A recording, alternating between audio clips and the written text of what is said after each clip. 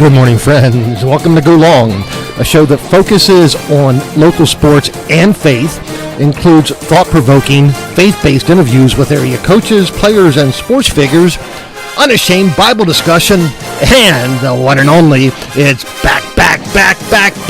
Becky B, we're going on a picnic. Grab the mustard, because it's a grand salami, the popular and entertaining WOYK scoreboard show. I'm Wayne McCullough. With me is Becky B. Good morning. Now, you notice how every time Becky B gets a little bit longer, you know what I mean? Yeah. Soon it'll be the 1 hour show with Becky. Wayne, would you just All right. keep going? Friends, thanks for being with us because we've got a dandy. With us this morning, from Dogtown, West York's head football coach, Ron Miller. You know, the Dogtown boys, they scrimmaged York Catholic yesterday after one full week of practice. They open up this Friday with Elko at home in Dogtown. It'll be great talking with Coach Miller about the Dogtown boys this year. What a great football team. What a great football coach. It'll be fun chatting with them. And we have York City, York County singles tennis champion Jonathan Arbatier. You know, he beat six-time champion Phil Myers in the men's single tournament this year. Well done, Jonathan, right? Absolutely. You know, that's kind of like knocking off the king, isn't it? Absolutely. And today's Bible discussion will be on teamwork. My friends, as Paul addressed believers in Rome and explained his mission in the book of Romans, for I'm not ashamed of the gospel, because it is the power of God that brings salvation to everyone who believes. Well, you know, that is our mission on Go Long, as we celebrate the accomplishments of our local athletes, coaches, and sports figures. We do so in an unashamed, faith-based way. Throughout the show and throughout the week, please text your prayer requests to 717-350-8591. Becky B will lead us in prayer as we close out our show. So again, please text your prayer request to 717-350-8591. You know, it's red hot, Ed Hot. It's downtown Ollie Brown. This is the Grand Salami, a faith-based sports radio shows brought to you by Sports Radio WOYK 98.9 FM, 1350 on your AM dial, First in York, and First in Sports, and our friends Kelsey Jean and Kylie Jane at Red Barn Home Decors, where home staging makes dollars and cents. Alrighty then, you wanted it, you asked for it, and you got it. This is the WOYK scoreboard.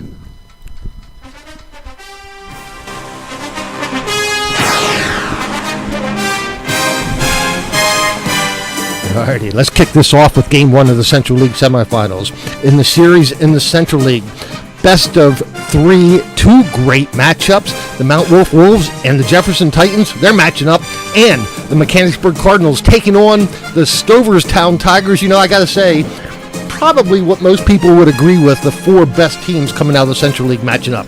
If the season is any kind of preview, absolutely. Yep. The Mount Wolf Wolves sporting a 28-4 regular season record, and the Jefferson Titans just finished off the boys from the rock, paper, scissors in a 3-game set as Jefferson advanced the Central League Series with a Game 3 3-1 win over Glen Rock on Tuesday evening. Alrighty, Game 1, Mount Wolf and Jefferson. The Wolves playing at home plated 3 runs in the bottom of the 6th to capture Game 1 by a score of 4-1 over the Titans. With the score knotted up at 1 each in the bottom of the 6th, Jesse Sargent went downtown Ollie Brown for a solo shot, and then Cody, the Keebler elf, Britton connected for a ding-dong, the witch is dead 2-run dinger to give Mount Wolf the 4-1 lead and pocket the W. On the hill with the pill for Mount Wolf, their ace, Cody the Keebler elf, Britton hurled a complete game, allowing just 1 unearned run, limited Jefferson to just 4 base knocks. Keebler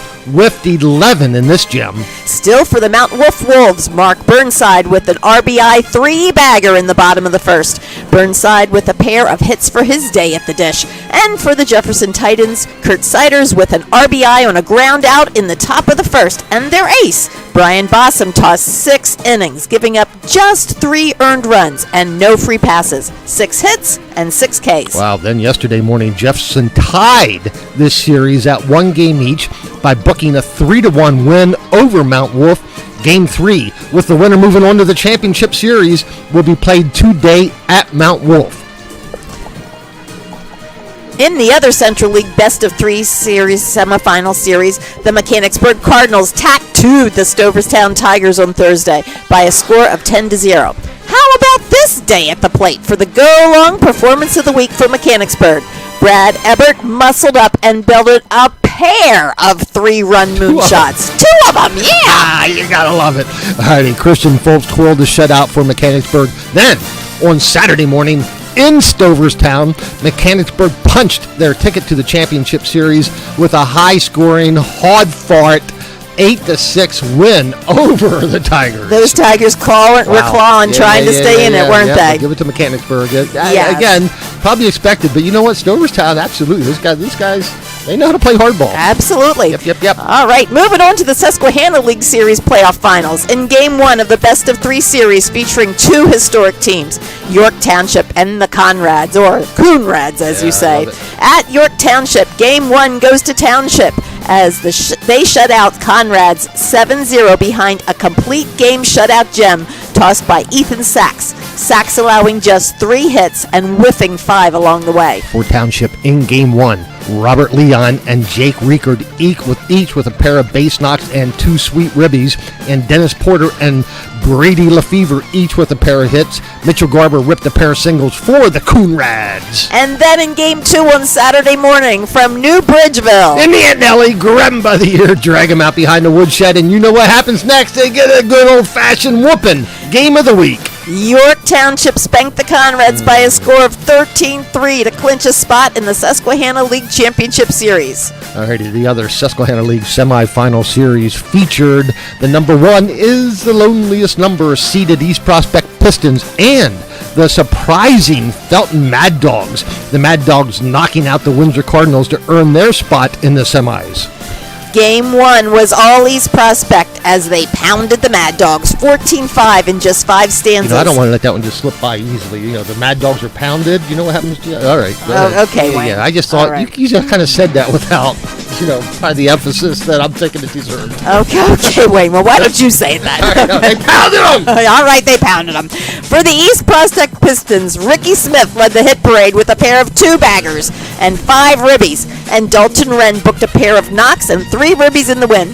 Devin Strickler also with a pair of hits and a run batted in. And for Felton, Cameron sitting on the dock of the Bayman led the Mad Dogs with a pair of knocks and 2 ribbies. Then yesterday morning at Felton, the East Prospect Pistons closed this thing out with a 14-4 win over the Felton Mad Dogs, setting up the Susquehanna League Championship Series between York Township and East Prospect. Alrighty, hey. Those Mad Dogs are young, though. It's kind of nice to see that they fought back. True. Yeah. Alrighty, friends, don't look now, but the high school sports season kicked off this week at the Royal Manchester Golf Links with the Central York Panthers winning round 1 with a score of 300, 2 strokes better than the Wild Things, the Dallastown Wildcats, the Nor'easters. The Northeastern Bobcats placed 3rd, and the Skangs of Southwestern with a 4th place finish.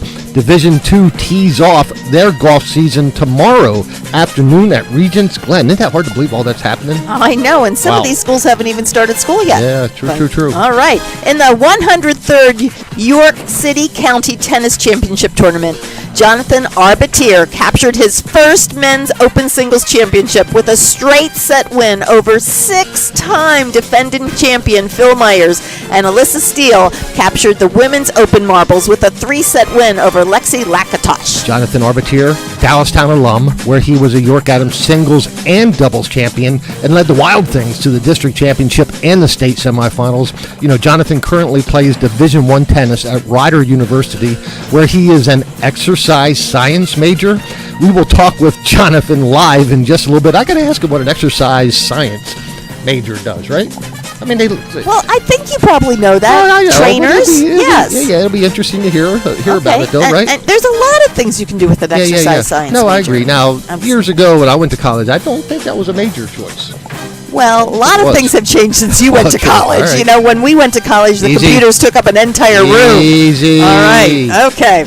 Now, and the single women's champion, Alyssa Steele, a Dogtown girl, was the York Adams League Class 3A champion as a high school senior and is part of the Dickinson College women's tennis team, where she was chosen as an Intercollegiate Tennis Association Scholar Athlete this season for having a grade point average of 3.5 or higher. Isn't that impressive? Wow. That's very impressive. Other York City County tennis champions include Smallsville Cyrus Marshall in the men's intermediate singles. Marshall from Littlestown knocked off Parker Sanders from Bermudian Springs in 3 sets. Phil Myers and Matt Taylor teamed up to capture the men's open doubles marbles. This was the three-peat for Myers and Taylor. And then Myers and Rachel Hump winning the mixed open doubles championship. So you see, Phil Myers didn't give up a lot of his champions.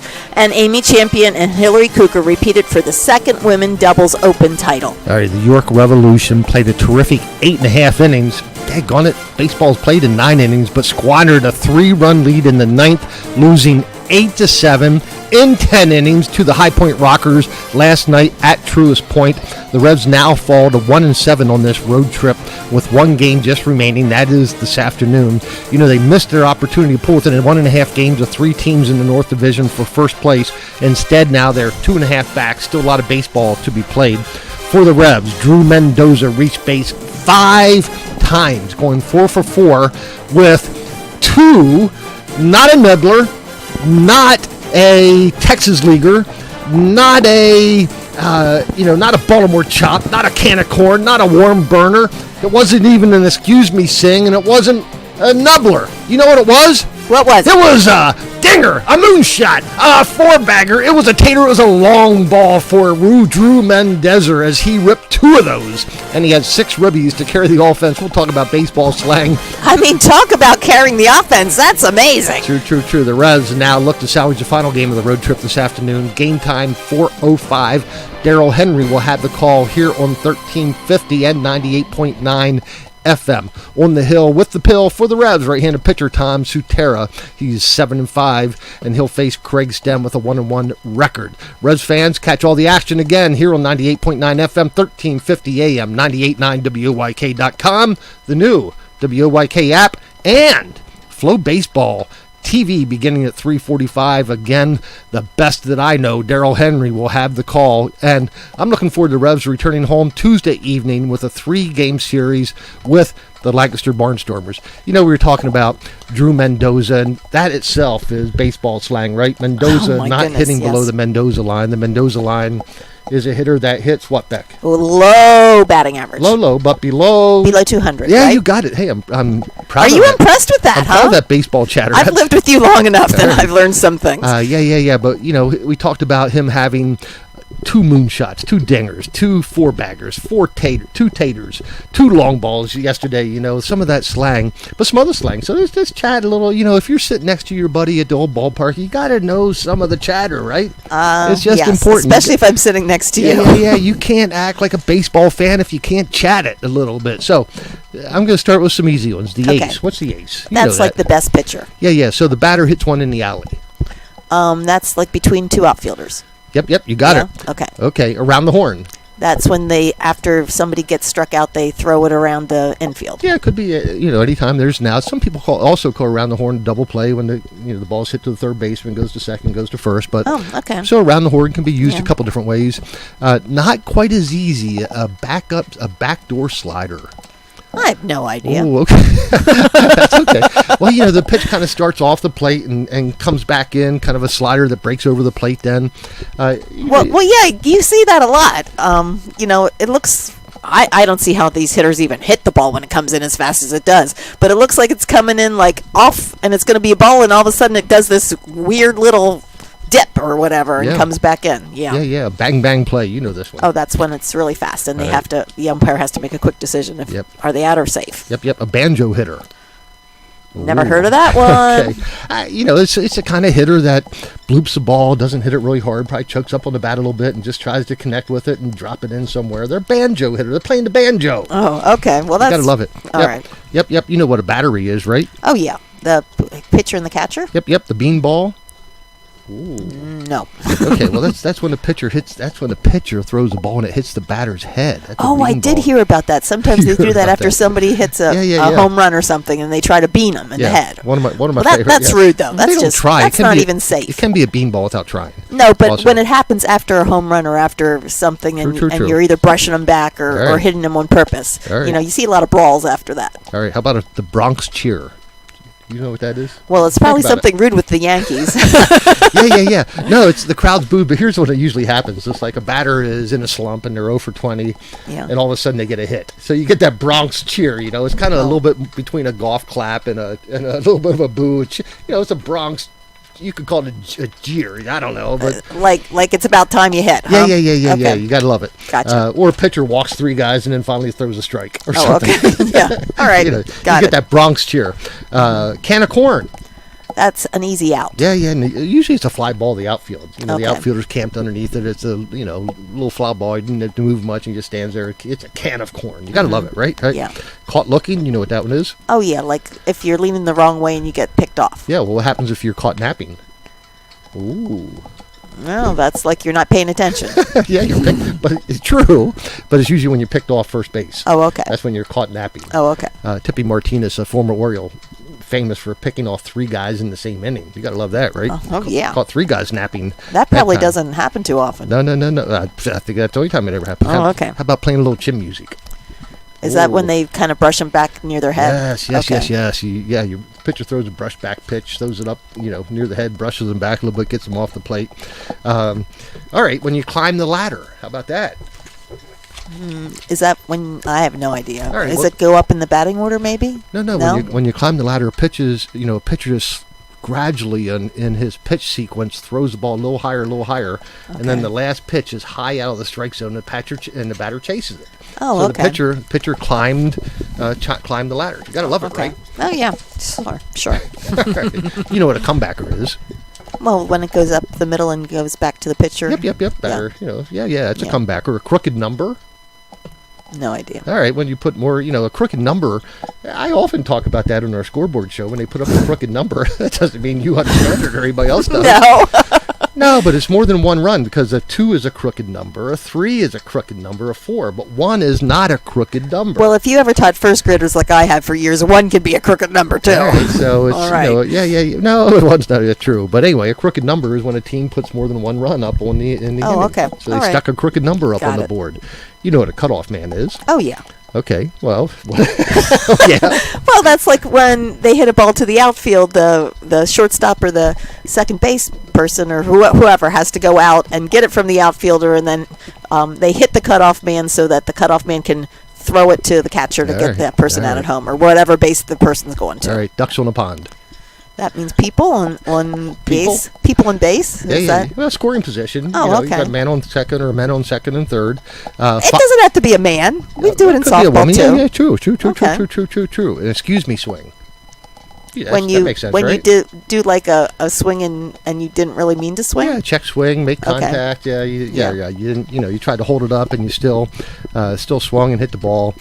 Free baseball. I love that term. Free baseball. That's when the game goes extra innings. So after in the 10th inning is free baseball. So you paid to see the first 9, but the 10th inning is free, right? I thought maybe that was when somebody hit a foul ball and the people in the stands get a free baseball because they get to keep it and take it home. Yeah. When you're playing free our baseball, grandkids love those. Extra inning games. A frozen Okay. rope. What's a frozen rope? No clue. It's a hard line drive. Okay. All right. Okay, so, we could talk lots about this. I want to, let me look here down my list and see if there's any of my favorite ones. You know what a no-no is. No hitter? Yep, absolutely. A nubber. No. No clue. It's a ground ball that goes off the end of the bat, doesn't travel very far, maybe 10, 15, 20 feet down the line. Oh. It's a nubber. It's a Okay. nubber, a payoff pitch. Well, we didn't used to call them a nubber though. What did we call them? I don't know. call them nubber. Okay. Some people call them a worm burner, is a hard hit ground Yeah, ball. that's a But that's fast not a one. nubber. Yeah. Well, yeah. All righty. Okay. All right, a payoff pitch. No clue. Okay. Is that their best full pitch, count. maybe? No, it's a full Oh, count, and okay. it's a payoff pitch for the pitcher. Full count, runner, It's Well, and with 2 outs, the runners are advancing, so it sure, better be a sure, good sure. one. All right. Yeah. Punch and Judy hitter. If you're a punch and Judy hitter, I have a feeling you were a punch and Judy hitter. I have no idea what it is, but if it's good, I hope I was. No, well, it's, again, the kind of hitter that chokes up a little, sprays the ball around the field, doesn't hit for power, but a punch and Judy hit. Yeah, I was not much of a power. I had to rely on my speed. Alrighty. The show, you know what the show is, right? The game? Right. All right, a snowman. Then I'll stop. A snowman is something I like to build when it snows. No. A snowman is when you have 8 runs in an inning. You stuck up a snowman because the number 8 looks like a snowman. Oh, jeez. Where do they come up with these things? All right, This is last ridiculous. one. I know you know What? this one because your father talked about this all the time. What's that? The tools of ignorance. Oh, the batters.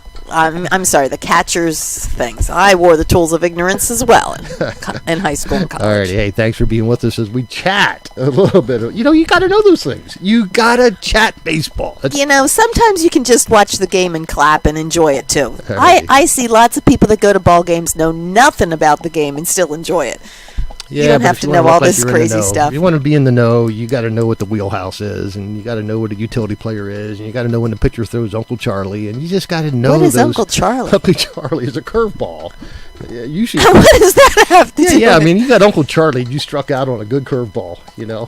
Okay, Come back in the if you dugout and struck say, out on a "Man, good that was a curveball." good Uncle Charlie." Alrighty. All right, and what if you struck out on a knuckleball? Ooh, I don't know what that is. We'll just call that Aunt Nellie. You got Aunt Nellie. Alrighty. Hey, high school football kicks off, believe it or not, this Friday, highlighted by the York Rose Bowl Showcase. York Suburban will host 5 games at York Suburban High School on Friday.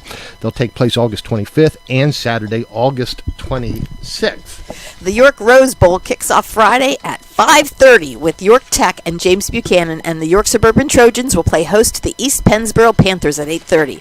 The Suburbanites and head coach Josh Fry are looking to build upon last season's success that included York Suburban's first playoff win since 1986. East Pennsboro, playing out of the Mid-Penn League, reached the District 3 Class 4A quarterfinals last year. Alrighty, then Saturday's game begin with Philadelphia's powerhouse Innotep Charter matching up with Life Christian out of Virginia at 2:30, followed by Steel High and Pittsburgh's Amani Christian at 5:30. Then the one is really interested, the Steel High Rollers. Last year, I'm going to see how they play this year. They were the season single-A state champions last year, so I'm interested in how they do matching up with Amani Christian. That'll be an early season dandy of a matchup. Then in Saturday's nightcap, York High will face reigning PIAA Class 6A runner-up Harrisburg at 8:30.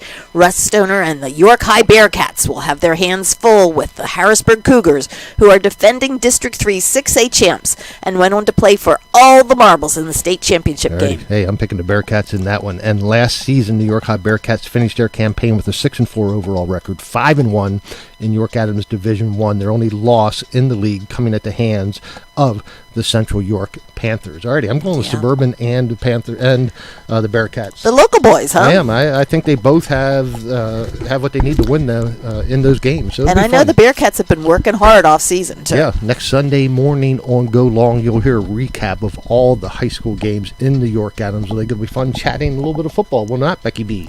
Oh, yeah. Is this your favorite sport? No, it's not. Alrighty. Let's talk some soccer too. You can say I'm lucky. Well, true. I will say lucky. You're square. All right, so let's go long, my friends, as we do every Sunday morning. What does the Bible say about teamwork?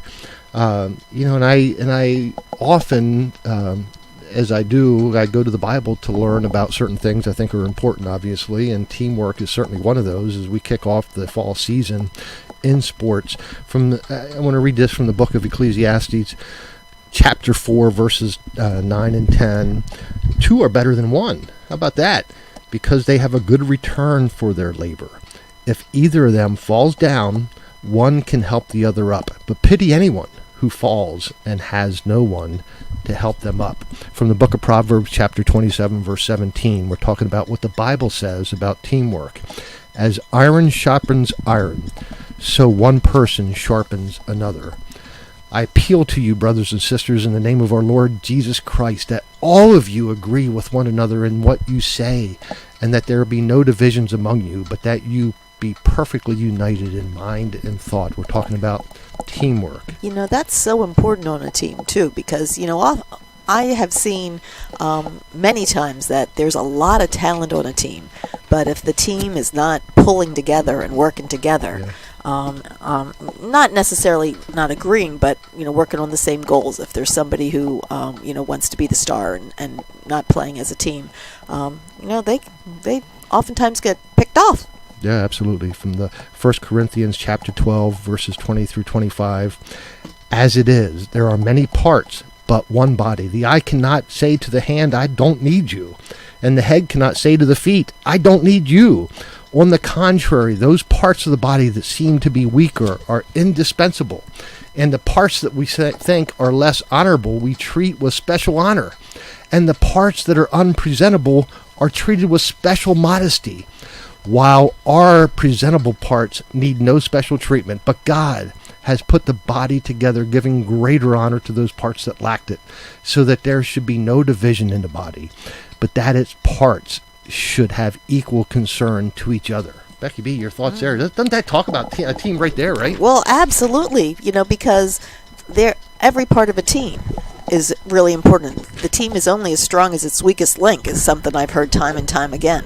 And oftentimes it's unexpected people that step up for certain plays, or and make that tackle, or somebody who hasn't scored a goal all season long and then puts it in the goal with 2 seconds remaining or whatever, that step up. Everybody on the team is important. Yeah.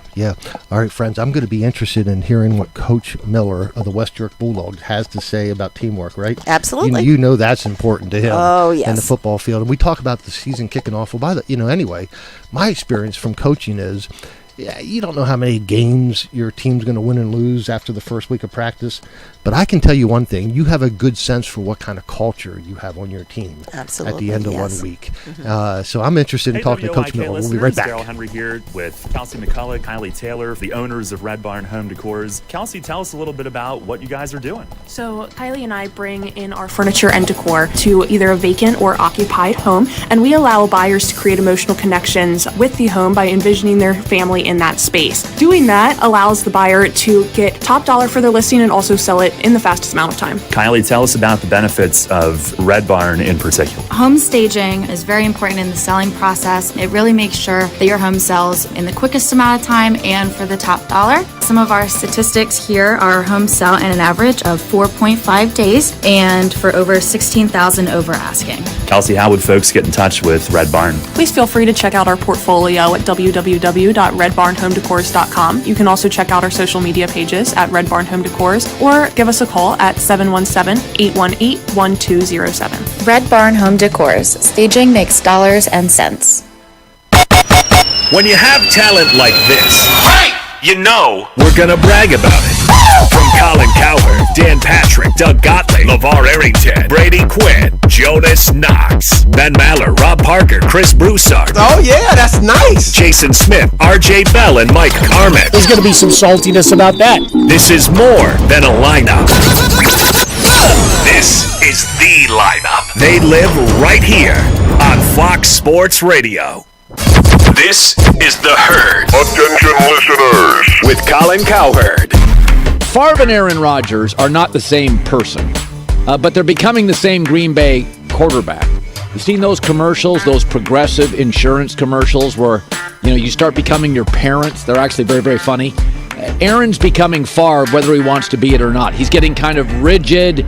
He doesn't want to change certain things. Favre got very rigid. I don't want to learn a new offense. Aaron's like, I want Randall Cobb and my 70-year-old quarterback coach. They're becoming the same guy. And I've always called this the Green Bay Packer quarterback syndrome. In Green Bay, the quarterback runs the franchise. If Aaron keeps mentioning, I don't know if I'm going to play, the team that gets him doesn't have to give up many picks. Because Aaron's not going to go play for a crappy team. He'll just retire. Tennessee's the team I put out there. This is The Herd with Colin Cowherd. Wow. Weekdays at noon Eastern, 9 a.m. Pacific.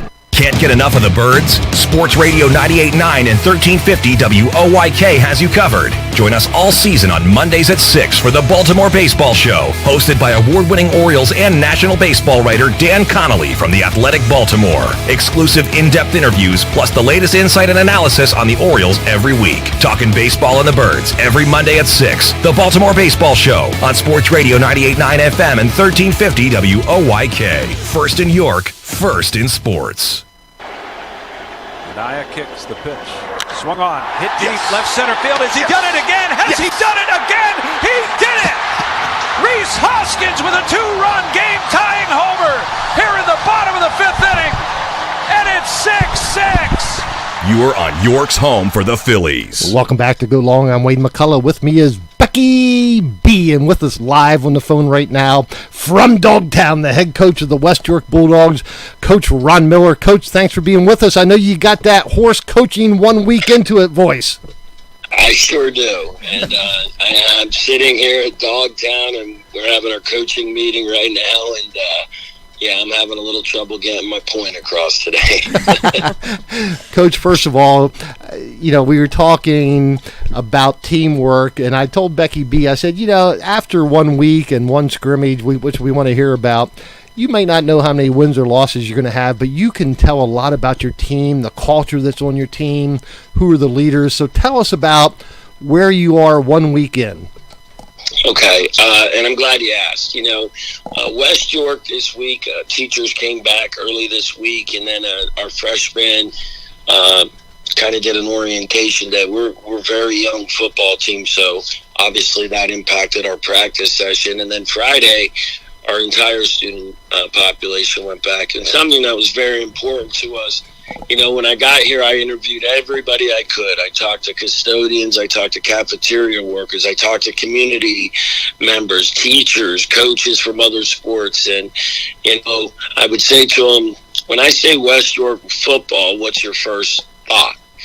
And, when you're in a program that was struggling for the last few years, obviously you're going to hear a lot of negativity. So the first thing that we wanted to do is address the perception of our program and what we want to represent.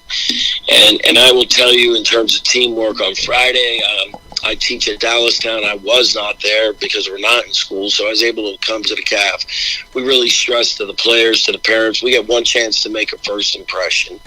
We asked them to look the part, dress up, look nice, be polite to their teachers, be friendly to the cafeteria and custodial staff. And no matter how we performed yesterday, we had already won, because I heard from 4 or 5 teachers and heard a bunch of other positive things, that there's a change in their mentalities, their mindsets, and the way they carry themselves. So we're very, very proud of the way our young men have, take the football out of it.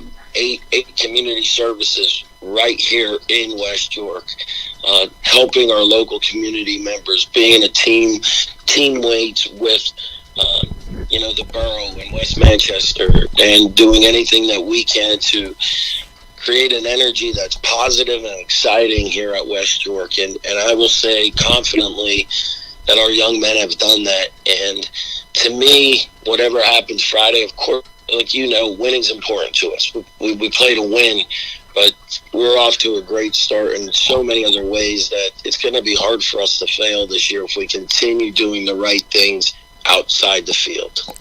Well, Coach, it sounds like you're building a culture not just for a West York team, but for young men in the future, because that people who give back and people who step out and are good teammates are going to be winners. Oftentimes those sports translate later on into life.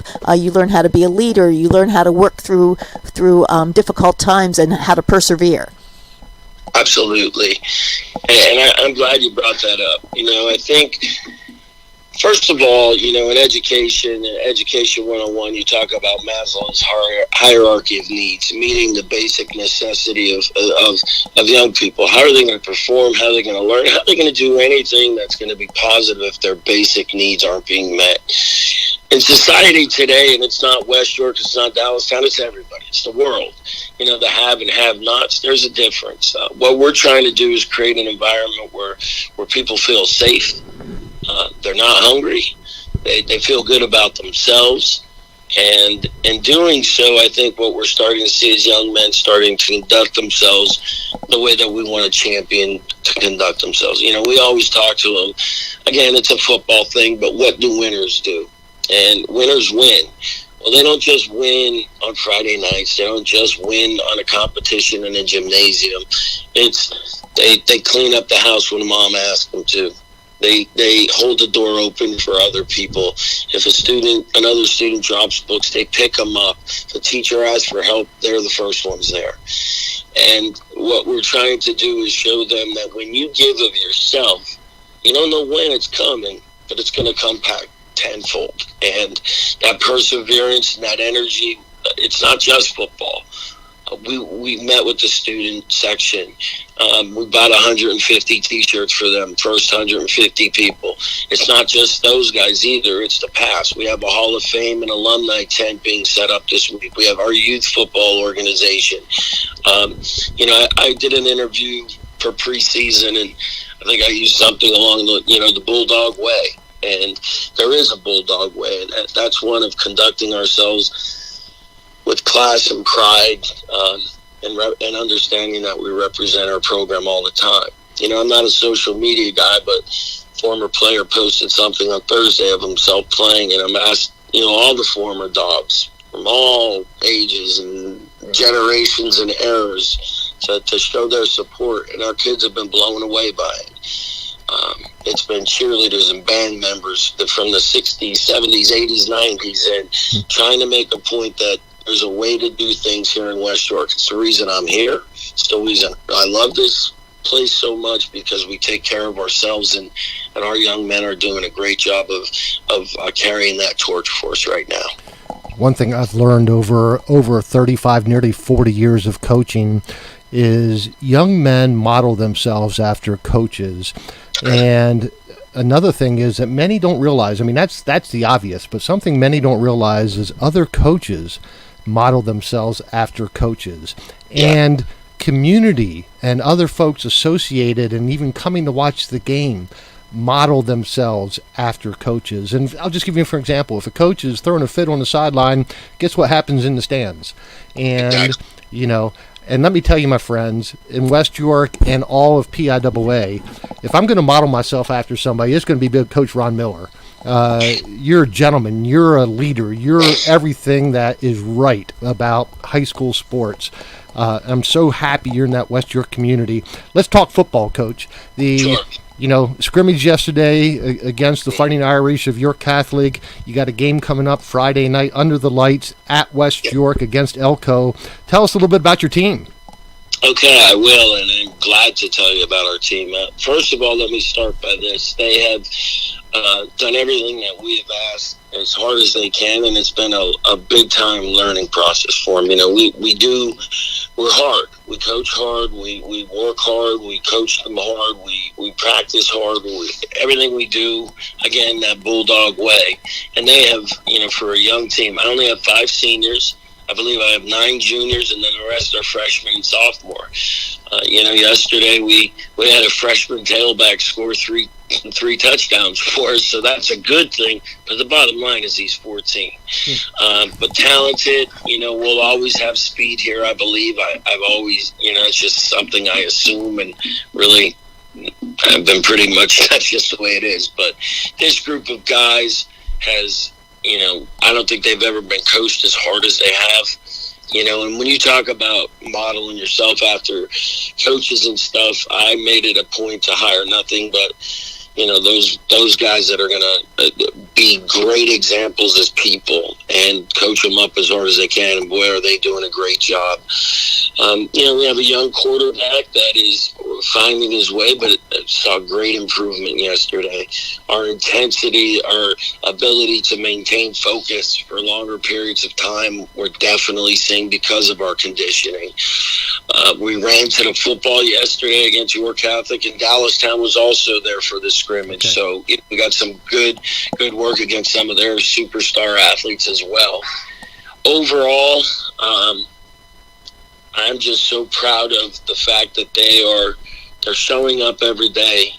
We talk about energy, we talk about fun, and we talk about togetherness, and that energy level's coming up. I feel like yesterday I want them to have fun on Fridays. I want them to have fun when we compete. I don't want them to be tight. We do all this work and we put all this pressure on them, but it's a game, and let's go out and enjoy it. And, I felt like we did a great job of that yesterday. I don't know how many touchdowns they scored or we scored. I know this. I know that when I walked up to the York Catholic Booster Club people and all those nice young men and women that fed us. And when I hear, Coach, your guys really, really were first class today, I'm done. I don't need to worry about film. I'm good to hear that. I didn't see helmets being thrown. I didn't hear language that was unacceptable on the field. Sure, we had frustrations, and sure, we had things we got to tighten up. But I was proud of my football team. And I think their parents and their grandparents and the fans that showed up to support them, I think when they looked out there, they said, oh wow. What a difference. And again, sure, I'm the leader of the whole thing. I get it. But I tell these guys every day, we're going to show people 14, 15, 16-year-old young men doing things the right way and the right attitude, how they can change not a school district, a community. And that's the mindset. I've said it to you before. Our vision is if you play football at West York, you have a better chance of being successful in life. I started my staff meeting with it today. Are we doing it? It's a constant question. Are we helping these young men become young men and gentlemen that parents will be very proud of? Well, Coach, West York has the tradition and the community behind them. When you go to a game at West York, you're not going to have just the players' parents and the cheerleaders and the band there. You're going to have people there who played in the 40s and the 50s and the 60s cheering you on. And it sounds like you're just continuing that culture. I take it very seriously.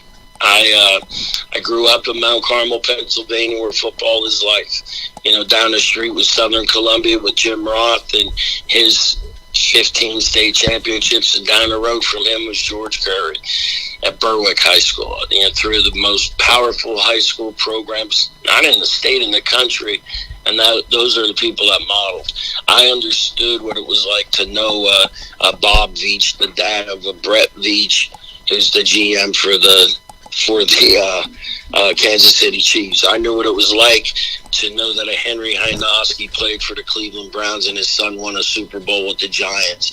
So when I come here and I hear names like Brenneman and Sprinkle and Bupp and Heckard and Trimmer and Toomey and Hoffman, and you could go on and on and on. I understand the importance of it, and I talk to our team about it all the time, nonstop, how proud we need to be and what we're trying to uphold here. Head coach of the West York Bulldogs, Ron Miller. Coach, let's go long. Today's Bible discussion was on teamwork. From the book of Corinthians, as it is, there are many parts but one body. The eye cannot say to the hand, I don't need you, and the head cannot say to the feet, I don't need you. On the contrary, those parts of the body that seem to be weaker are indispensable. Tell us about teamwork and the importance of teamwork to you, Coach. Without it, it's I feel so many things are pointless, right? I mean, and it could be teamwork at home. I mean, I think of my wife and my daughter, and I can't think of any better teammates, especially as we talked months ago about some of the darker times that I've gone through. There's no way to get through that without others, and that's pure teamwork. I look at my staff work together and help pick each other up. I watch them help those players that maybe their basic needs aren't always met, and I watch others stepping up. To me, the teamwork is service, and when you give of yourself, and we stress it. Oh, do we stress it? And we are selfless. I think that the power of your team becomes so powerful that there's nothing that they can stop you from doing if we all get pointed on the right direction. And I can confidently say I like the steps we've taken so far, and if we can continue to celebrate our successes, learn from our failures, but as long as we're doing it together and moving forward, I think we do a really nice job of what team means around here. And it's something that is very important to me, because I'm not on the phone with you if I didn't have great teammates like my wife and daughter, and my mom and dad, and close friends that got me through the darkest times, and that I went through. And I think that's the same for everybody. And I'm lucky and grateful for every second, anybody that's ever helped me got where I needed to go, and I want to be that person for our young people. I tell them all the time, we will move mountains if that's what's necessary to help these young folks, and that goes for all of them. The head coach of the West York Bulldogs from Dogtown. They open up this Friday with Elko. I'm looking at the stadium as we speak. Wow, what a great feeling. Alrighty, Coach. Well, listen, we celebrate you.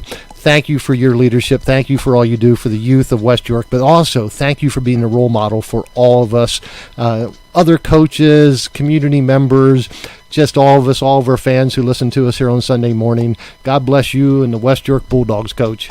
God bless you both as well. Thank you so much. I appreciate you so much. All righty. Coach Miller and everyone else will be right back after this message. Hey, WOIK listeners, Daryl Henry here with Kelsey McCullough, Kylie Taylor, the owners of Red Barn Home Decors. Kelsey, tell us a little bit about what you guys are doing. So Kylie and I bring in our furniture and decor to either a vacant or occupied home, and we allow buyers to create emotional connections with the home by envisioning their family in that space. Doing that allows the buyer to get top dollar for their listing and also sell it in the fastest amount of time. Kylie, tell us about the benefits of Red Barn in particular. Home staging is very important in the selling process. It really makes sure that your home sells in the quickest amount of time and for the top dollar. Some of our statistics here are homes sell in an average of 4.5 days and for over 16,000 over asking. Kelsey, how would folks get in touch with Red Barn? Please feel free to check out our portfolio at www.redbarnhomedecors.com. You can also check out our social media pages at Red Barn Home Decors or give us a call at 717-818-1207. Red Barn Home Decors. Staging makes dollars and cents.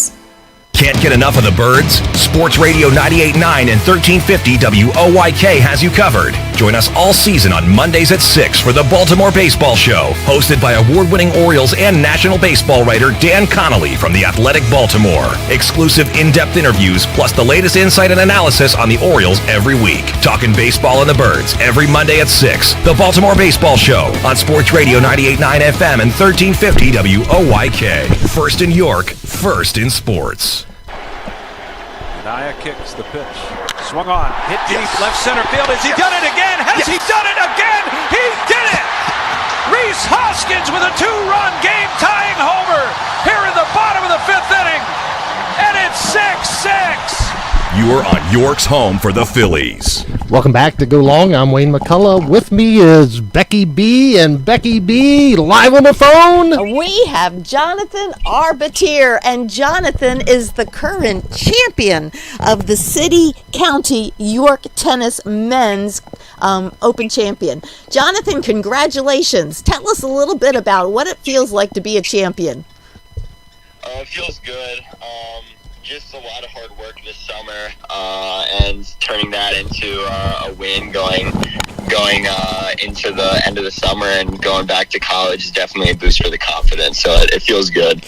Now, Jonathan, not only are you the champion, but you have knocked off six-time champion Phil Myers, who also happens to be, I believe, your boss at Wisehaven as well. How does it feel to knock off the king?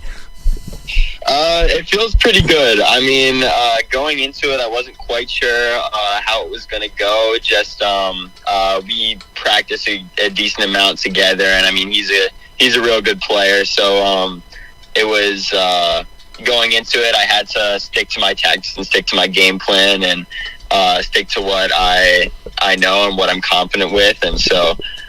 Just tried to do that as much as possible, and just hope I could squeeze it out, and it ended up working out. So, well, Jonathan, talking game plan, I'm a tennis watcher. I'm not a tennis player. Tell us, what is your game plan going into a championship game?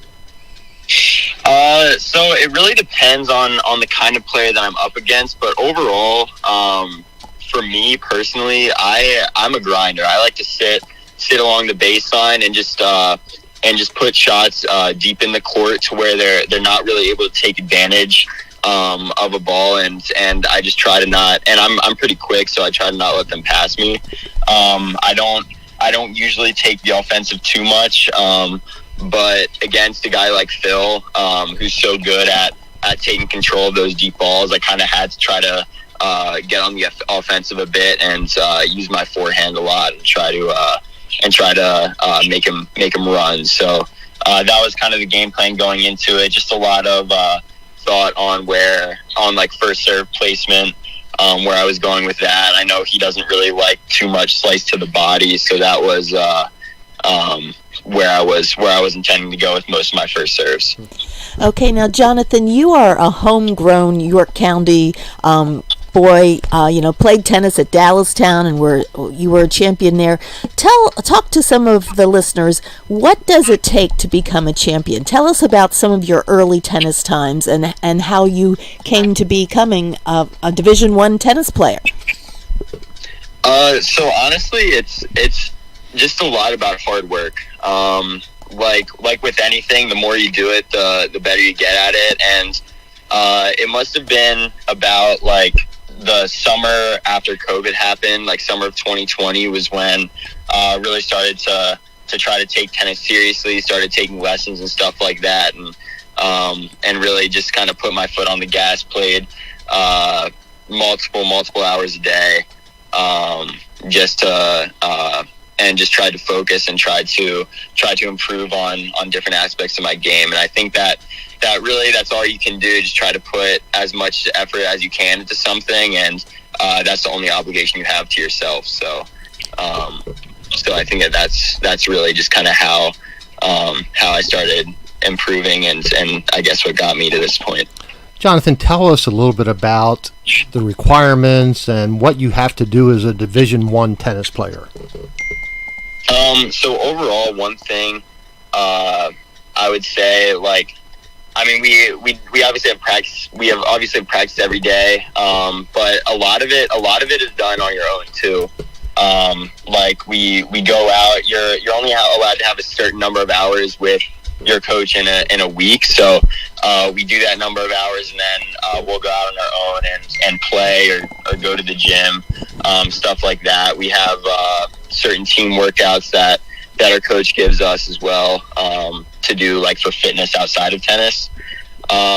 Last year we had to wake up pretty dang early. We woke up at 6:15 every day because we had practice at 7 daily in the morning. So just waking up for that, it gets pretty tiring after a while, but overall it's worth it. You get that first practice out of the way early, and then you're able to continue to train the rest of the day. So now, Jonathan, you went to Rider College, not just to play tennis, but you're an exercise science major. Tell us about some of the plans you have for the future.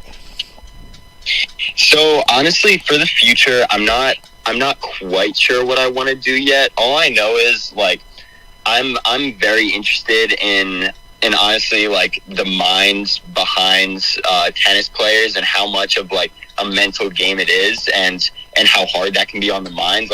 I'm very interested in just trying to inspire people who are either struggling mentally with tennis, and just in sports in general, because sports can be pretty tough on the mind. So overall, after college, I think I definitely want to do something that involves that a bit. I don't know if I'm actually switching my major. Gonna go more into the business field of things, but yeah. So that's what I'm looking to do after college. Jonathan Arbatier, York County, York City Men's Open tennis champion. Sounds pretty good, Jonathan. Jonathan, today's Bible discussion was on teamwork. Can you tell us your thoughts on teamwork? Yeah, honestly, teamwork is super important. Going and playing in high school at Dallastown and in college at Rider, tennis is such an individual game, but when you're able to play with people, it makes it so much easier, so much less burden that you're taking, and you're really fighting for a common goal and a common cause. And that's honestly really what makes the game a lot of fun, is when you're able to really buckle down in the middle of a match where you might be tired, you might be exhausted, things might not be going your way, but you know that you're working for your teammates, for for your family that like the team really becomes a family after a while, and it's just good to know that they all have your back and you have to have their back in the match. So yeah. Now, Jonathan, with your emphasis on the mind part of tennis, what do you do to help your teammates with the so-called mind games, or the mental aspect of tennis? Right. So honestly, we have discussions a lot about this kind of stuff, like very frank, very upfront. Like if somebody's not having a good time mentally, like you just got to try to build them up, and as much as possible, and you just got to tell them like, okay, in the match, like you're gonna have like negative thoughts after you hit a bad shot or something like that, but just bounce back from it instead of thinking about oh man, like that was a bad shot. Instead, have neutral thoughts like, okay, this is what I did, this is what I can do better for the next time, and just go from there, and then just use that energy and turn it into positivity. So yeah, that's really what we help each other out with, I would say. All right, today on Go Long, we celebrate Jonathan Arbatira, York City, York County Open tennis champion in the men's division. Jonathan, congratulations, well done. Thank you for spending time with us this Sunday morning. We look forward to following you in your collegiate career and touching base with you another time. Thank you, Jonathan. Yep, thank you. Alrighty, guys. Again, thank you for being with us here on Go Long every Sunday morning, and thank you for throughout the week and during Sunday morning to sending prayer requests to us. That's important. So, Becky B, please lead us in prayer as we begin to close out today's show. Dear Lord, we just thank you and we praise you for this time together, and we just thank you for the beautiful weather that you've had here this past week, and for all of the people who came together as team and had teamwork as sports teams this year, and all the people who are involved and teams of people every day in and outside of the sports world, the teams of people who are working together at restaurants, and teams of people who are welcoming students back to school, and teams of people who keep us safe every day as first responders. We just praise you, Lord, for the ability to be part of a team, and we ask for your guidance as we are teammates to build up others and to be good teammates to others. We ask especially, Lord, that you be with the students and the teachers and the coaches who are starting back to school, and bless their year. And we just ask you, Lord, for those prayer requests that have been sent to us, for Diane, who is facing some medical challenges, for Joy, who is finishing with surgery, for Lisa, who is going into surgery, and for Sharon, who is working through some medical challenges as well. We just ask you, Lord, that you put your healing hand on them, and that you discern with their doctors what the best course of treatment is going to be, and ask, Lord, that you be with all of the student athletes and coaches and everyone involved in sports as they're revving up for their fall seasons. And, dear Heavenly Father, as we have issues that face us, such as teamwork and other issues throughout our daily lives, we ask that you give us the thought, and we thank you for giving us the good book that we can go to for guidance. As we talked about teamwork today from the book of Ecclesiastes, chapter 4, 2 are better than 1 because they have a good return for their labor. From the book of Ephesians, chapter 4, be kind and compassionate to one another, forgiving each other, just as in Christ God forgave you. So, dear Heavenly Father, we also thank you for all of our listeners who tune in on Sunday morning. And as Becky B stated, we thank you for the prayer requests that come our way. In Jesus' name we pray. Amen. So we also, dear friends, thank you again for being with us, and thank you so much for Jonathan Arbatira for being with us. Great young man, right, Becky B? Oh, absolutely. Wonderful young man. Fun chatting. Definitely has his head in the sport, doesn't he? Yeah. Yep, just a wonderful young man. You know, you hear so many negative things, and then you talk to young people such as Jonathan, and you really have a renewed sense of goodness, right? Absolutely. And, you think of hearing here about this West York team, about how, yes, it's important to win on the field, but they are winning off the field as well. They are doing things that just make them fine young men. Yeah, no, and we also, again, we're thankful for Coach Ron Miller, West York, again, as these teams begin their fall sports season. Ron Miller, just a role model for all coaches who are currently working with the young people in central Pennsylvania, but really all coaches throughout the nation who are working with young people. Well done, Ron Miller, and well done, West York Bulldogs. Already, my friends, the grace of the Lord Jesus Christ and the love of God and the fellowship of the Holy Spirit be with you all. Thank you to Kelsey Jean and Kylie Jane from Red Barn Home Decors, where home staging makes dollars and cents, for Sports Radio 98.9 FM, 1350 AM. WOYK, they are first in York and first in sports. This is Dr. Wayne McCullough and Becky B saying, go long.